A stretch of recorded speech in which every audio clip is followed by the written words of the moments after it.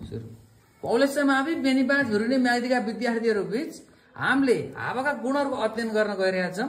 यहाँ एउटा water trough पानी राखिएको छ र त्यहाँ पानीमा ढुङ्गा राखिएको छ र त्यहाँ मोमबत्ती राखिएको छ।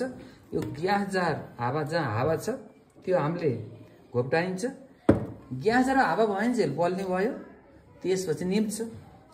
हामीले कुन ग्यासले गर्दा बल्छ भने थाहा हुन्छ।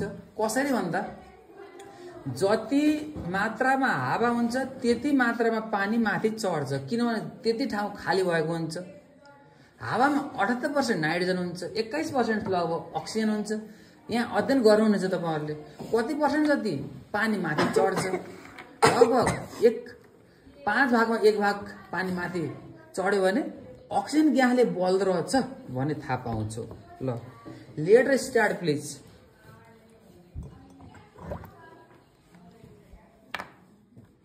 र निभ्यो र पानी पनि माथि चढेको देखियो र पानी 20% जति पानी माथि चढेको देखियो। यसबाट हावामा अक्सिजन ग्यास हुन्छ जसले गर्दा कुनै वस्तु बल्छ भने थाहा भयो। हस् त, धन्यवाद।